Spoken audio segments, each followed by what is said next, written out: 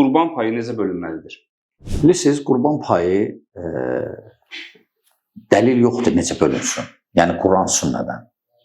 Sadəcə var sahabələrdən, var tabiinlərdən, alimlərin sözləri necə bölmək, amma ona necə bölünməlidir dəlil yoxdur açıq-aydın.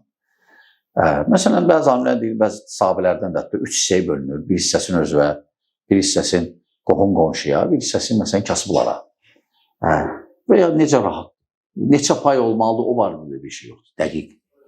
7 pay ola bilər, o heyvana baxır, cəndəyinə baxır, ağırlığına baxır. Məsələn, ola bilər elə qoyun kəsilsin ki, 3 pay alınsın, özünə saxlamaqdan sonra, özünə saxlayandan sonra.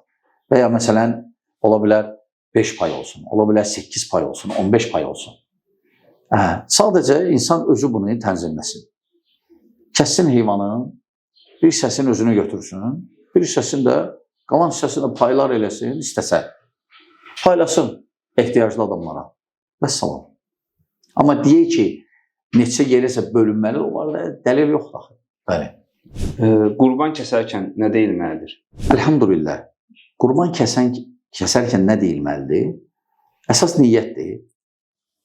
Niyyət məsələn, bu sənin adından, tərəfindən Allah yolunda qurban kəsilir. Bismillah, Allah ekber. Vəssalam. Bismillah da demək olar. Bir də Allah ekber deməsən, Bismillah desən, əsas Bismillah deməkdir. Orada qeyri-adi nəsə bir şey yoxdur. Həm də bilirsiniz ki, dinimiz hasandır. Hasan dindir, hasanlığı təbliğ eləyir. Çətinliyin əleyhinədir. Və ona görə sadəcə kəsən adamda niyyət belə olsa yaxşıdır. Necə? Niyyətində olsun ki, mənim və mənə aləmin adından. Mənim və mənə aləmin adından. Onda hamı daxildir. Hətta ölənləri daxildir. O cür niyyətlə kəssin, şərt deyil, belə sözləndirsin. Sadəcə kəsənə deyə bilər ki, bu mənim filan kəsin qurbanıdır, bilsin kəsən adam, kim kəsəcək. Və salam. Bismillah desin, qutardı, kəssin. Belə qibləyə yönəltmək vacibdir. Qibləyə yönəltmək vacib deyil, amma düzdür, bizdə adət dəmçilir. Həm də tərəflərin ən hörmətli tərəfdir. Əgər tərəfə qalsa, əlbəttə qiblə yaxşıdır. O baxımdan hə. Amma birdən qiblə səhv olsa, eyb etməz. Qurban əsas Bismillahdır. Aynandır. Bir sual verirlər ki, qurban kəsəndə qan sıçrayarsa üstünə. O paltarda namaz qıla bilər. Əslində qanın nəcis olub olmamağı, alimlər arasında ixtilaf. Lakin, bəli, o qan oradan təmizlənməlidir.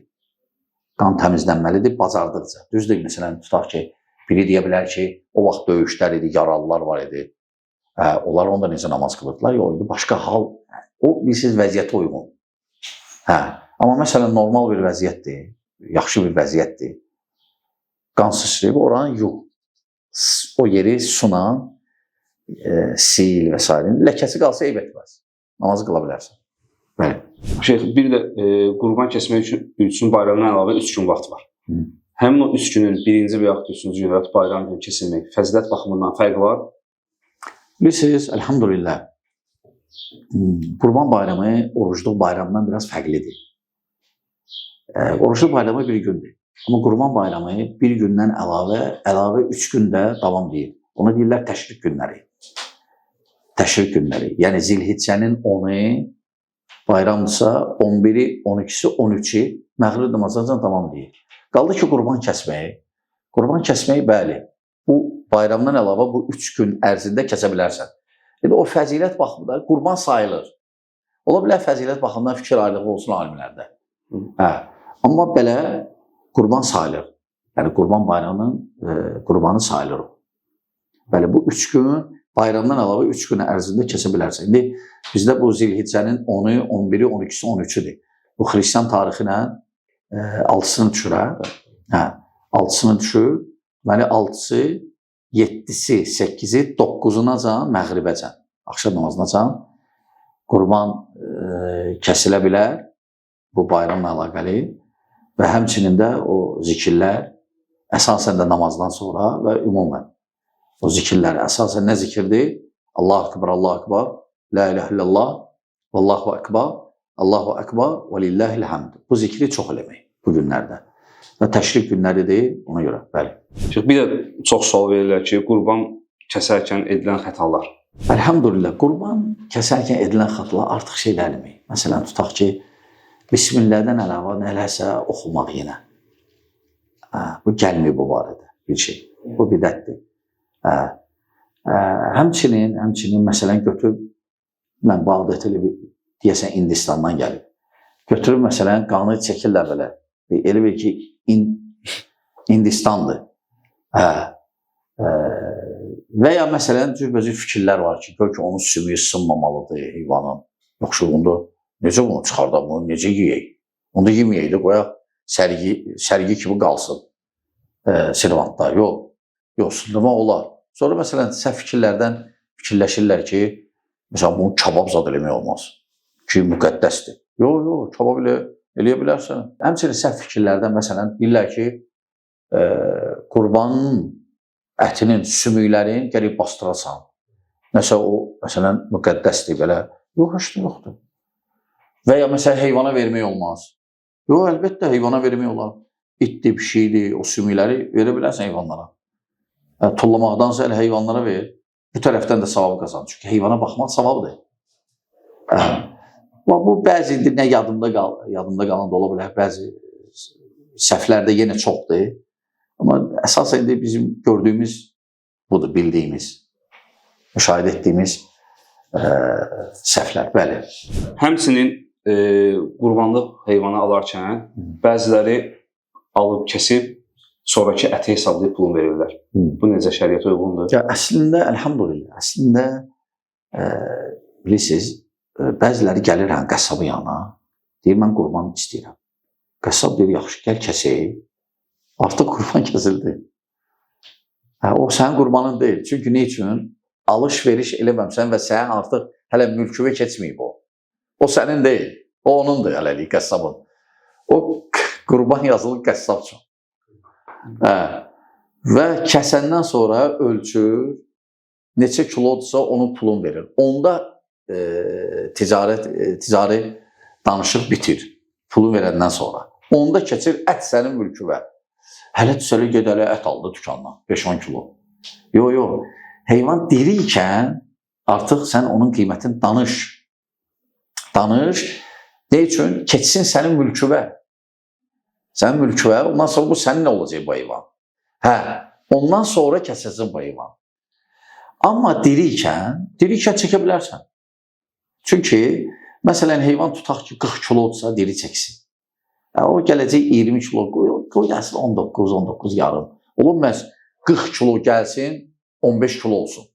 Yəni, burada sənə böyük zərər olmayacaq. Amma ən böyük məsələ nədir? Sənin mülküvə keçəcək.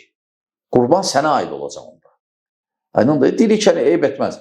Əgər qiymətin istəyirsən çəkinlə təyin eləmək, dirikən çək. Alış-veriş bitsin, artıq sənin mülküvə keçsin heyvan, ondan sonra qəssab kəssin. Aydındır.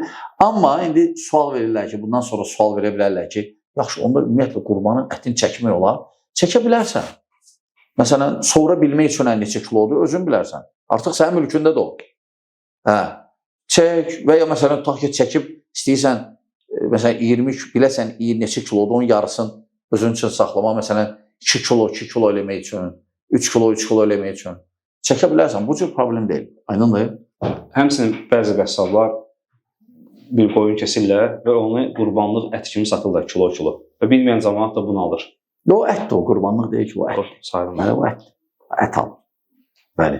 Və onu da qeyd edeyim ki, toyuq deyil və sağ olar qurban kəsilir. Qurban kəsilir şəriət təyin etdiyi heyvanlar. O da qoyundur, keçidir, danadır, camış dolar və dəvədir. Sadəcə bunların yaşları, qoyun ən azı 6 ay olmalıdır, keçi ən azı 1 il, dana ən azı 2 il, dəvə ən azı 5 il. Bu heyvanların yaşlarıdır.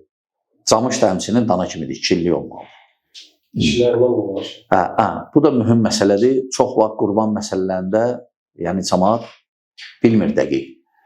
Qurban erkək heyvan olmalıdır, yoxsa dişi? Fərqi yoxdur dəlil. Dəlil nədir?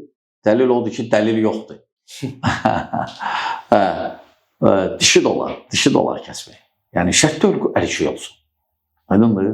Bu qədər. Bəzi insanlar qurban, hətta həcc kimi ibadətləri etməyi elə də zəruri görmürlər və deyir onun əvəzinə mən kiməsə pulla yaxşılıq edirəm və başqa zor yaxşılıq edirəm, ora sərf etdiyim puldur.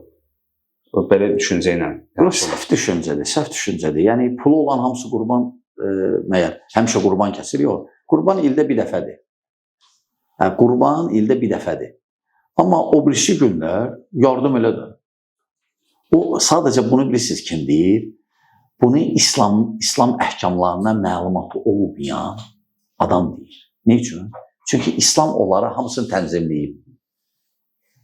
İslam tənzimləyib.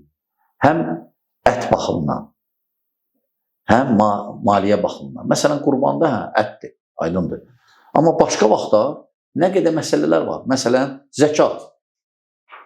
İslam Allah hamısı tənzimləyib. O adam, bunu deyən adamın xəbəri yoxdur. Zəkat. Sonra hələ Ramazanın sonunda fitrə zəkatı. Gündəlik sədəqə nə qədər istəyirsən verginə şərtsiz. Nəzir, məsələn. Yəni, bunlar hamısı var. Maliyyə cəhətindən bunlar var. Yəni, əgər hamısı bu qanunları tətbiq eləsə, yəni o təmzimlənir. İslam Allah hamısı tənzimləyir. Elə fikirləşməyin ki, İslam belə dindir ki, bir qurban kəsən orada kasıb acından ölür, ona pul vermə. Yox, onu kömək elə. Sən əgər qurban kəsirsənsə, imkanın var deməli biraz. Kömək elə. Amma bu o demək deyil. Qurbanı ləğv eləyək, kömək eləyək daima. Əgər bir adam belə yanaşırsa, səhv yanaşır. Aydındır? Bəli.